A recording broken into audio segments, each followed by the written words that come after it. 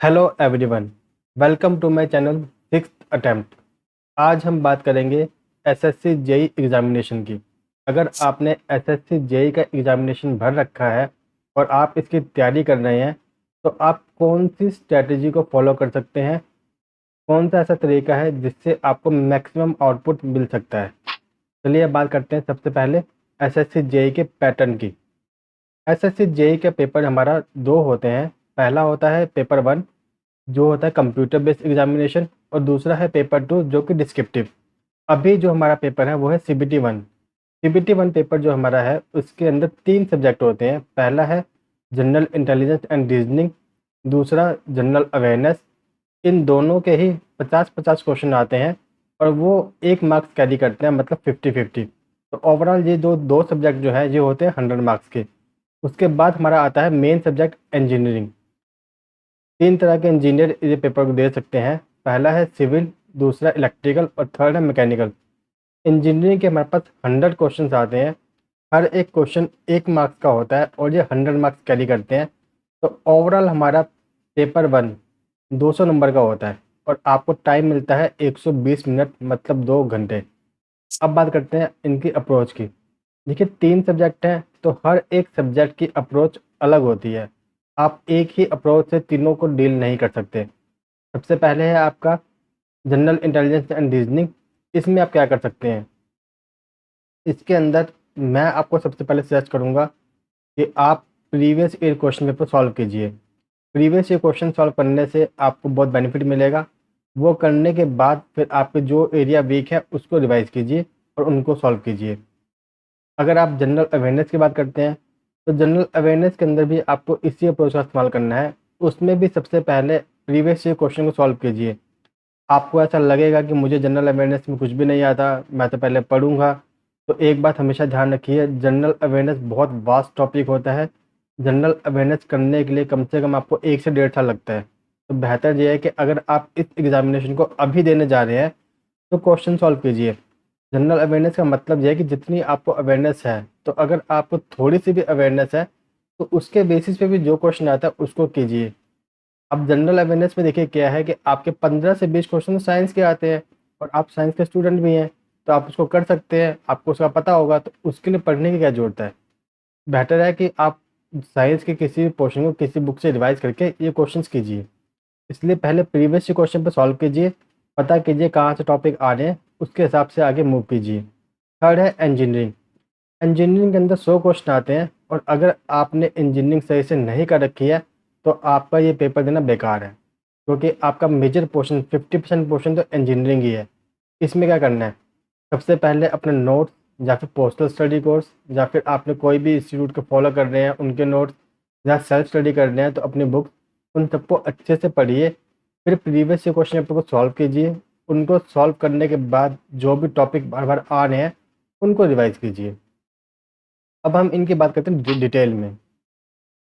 Detail में देखिए क्या है, पहला है जनरल इंटेलिजेंस एंड रीजनिंग।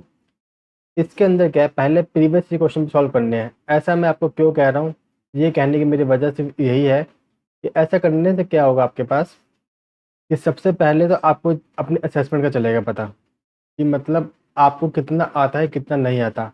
आपके 50 क्वेश्चन आप कितने मिनट में कर रहे हो, 50 में से कितने क्वेश्चन आप सही कर रहे हो, और कितना टाइम आप कंज्यूम कर रहे हो रीजनिंग के अंदर। ये सेल्फ असेसमेंट ज़रूरी है। जब आप ये करेंगे तो ही आप इसमें इम्प्रूव कर पाएंगे। अगर आप ये सोचेंगे कि एग्ज़ाम के अंदर ही रीजनिंग करूँगा या मैं 10 दिन पहले रीजनिंग कर लूँगा, अभी इंजीनियरिंग का काम कर लेता हूँ, इंजीनियरिंग क्वेश्चन पढ़ लेता हूँ, तो फिर आपका एग्ज़ाम क्लियर होगा ही नहीं।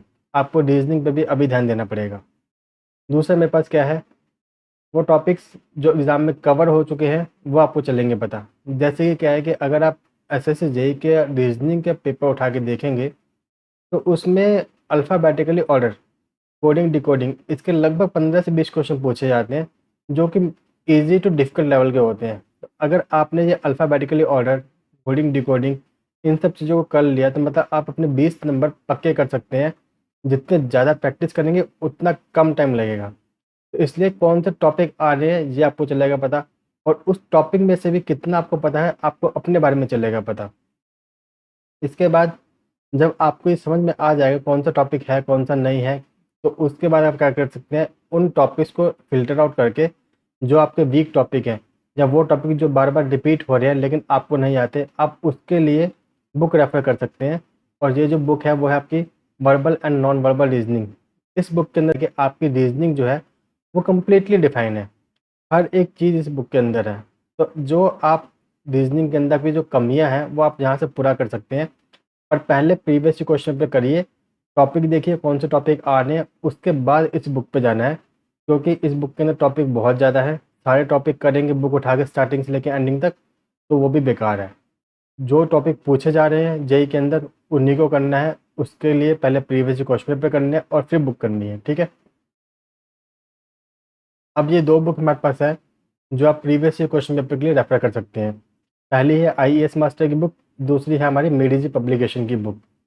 दोनों बुक्स अच्छी हैं, दोनों बुक्स के अंदर कोई डिफरेंस ज़्यादा नहीं है, एक्सप्लेनेशन दोनों की अच्छी है। फ़र्क सिर्फ इतना है कि आपकी जो आईईएस मास्टर की बुक है उसके अंदर जनरल अवेयरनेस और जनरल इंटेलिजेंस एंड रीजनिंग उनको अलग अलग कर दिया है, जबकि जो मेडिजी की बुक है उसके अंदर आपका एक ही प्रैक्टिस सेट है, तो उसके अंदर दोनों चीज़ें एक साथ आती हैं। इतना सा ही डिफरेंस है, ज़्यादा डिफरेंस नहीं है। और प्राइस के अंदर डिफरेंस है इनका। आईएएस मास्टर की बुक जो है वो है 720 की, और जो मेडी जी की बुक है वो है 600 की। जनरल अवेयरनेस को कैसे करना है, इसके अंदर भी आपकी जो अप्रोच है वो सेम रहेगी। पहले प्रीवियस ईयर क्वेश्चन पेपर को सॉल्व कीजिए, टॉपिक का पता कीजिए कौन कौन से टॉपिक से क्वेश्चन आ रहे हैं, उसके बाद फिर आगे कूदिए। और इसके अंदर जो बुक फॉलो कर सकते हैं आप लूसेंट जीके की बुक फॉलो कर सकते हैं, और आप अपनी मेड जी की जो जनरल स्टडीज़ की बुक है उसको भी फॉलो कर सकते हैं। मैंने एसएससी जेई की बुक लिस्ट के ऊपर एक वीडियो पहले से बना रखी है, मैं उसका लिंक इस वीडियो में शेयर कर दूंगा। आप चाहे तो वो बुक लिस्ट की वीडियो भी देख सकते हैं कि कौन सी बुक आप फॉलो कर सकते हैं एग्जामिनेशन के लिए। अब जनरल अवेयरनेस में अगर आप ऐसा करेंगे, पहले प्रीवियस क्वेश्चन पे सॉल्व करेंगे, तो आपको टॉपिक का चल जाएगा पता। और टॉपिक पता करने से देखिए क्या हो जाता है कि आपकी जो फील्ड है वो नैरो हो जाता है। मतलब एक तो आप जनरल अवेयरनेस पढ़ेंगे स्टार्टिंग से, हिस्ट्री, पॉलिटी, ज्योग्राफी, इकोनॉमिक्स, और एक आप क्या करेंगे कि वो ही टॉपिक पढ़ेंगे जो टॉपिक एग्जाम में पूछे जा रहे हैं। और देखिए एसएससी जेई के एग्जाम के अंदर टॉपिक रिपीट होते हैं, क्वेश्चंस भी रिपीट होते हैं।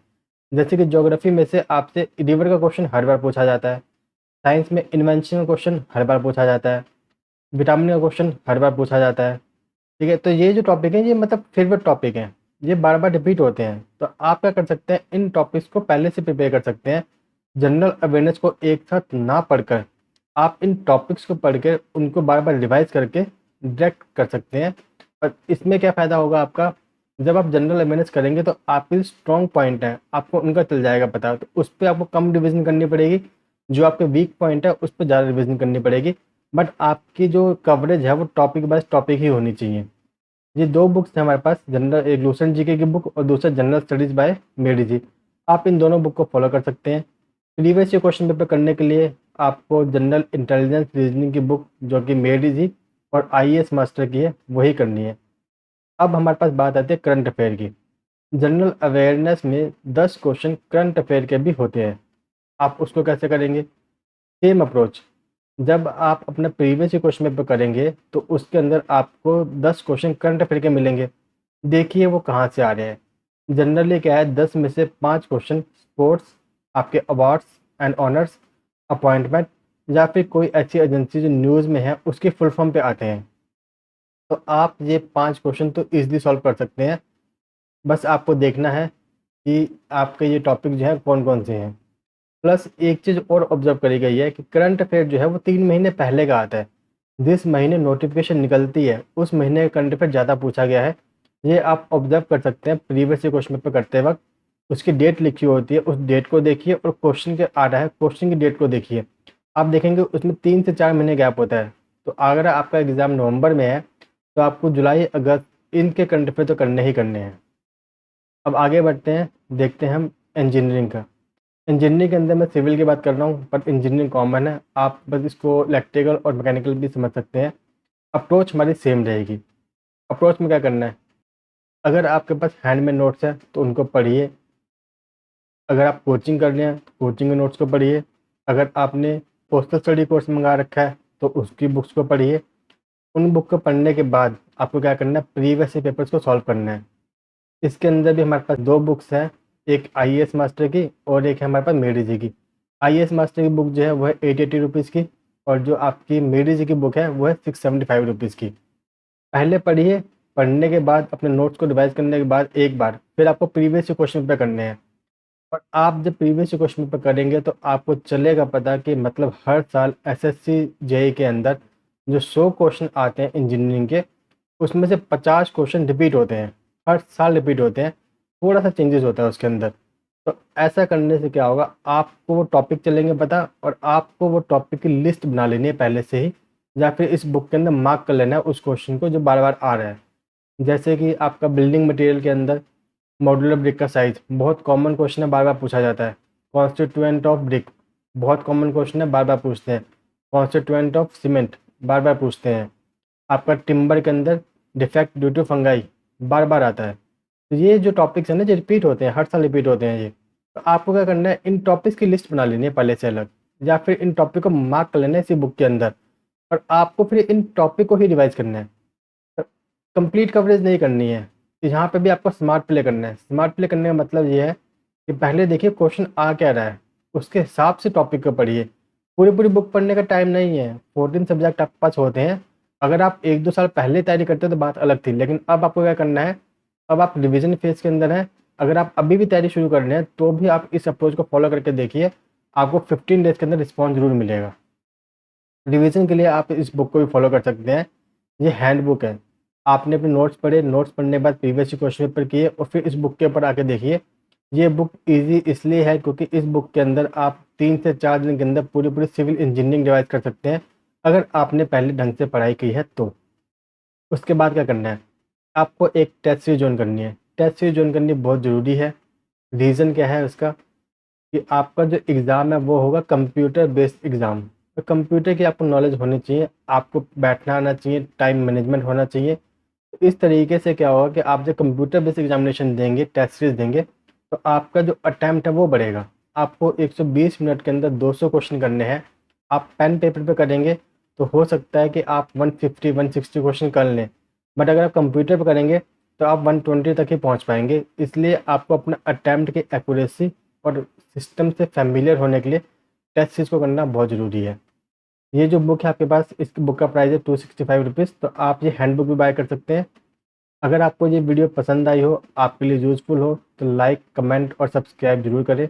अगर आपको कुछ और भी पूछना हो, आपको कोई डाउट हो, तो आप वो भी पूछ सकते हैं। Thank you.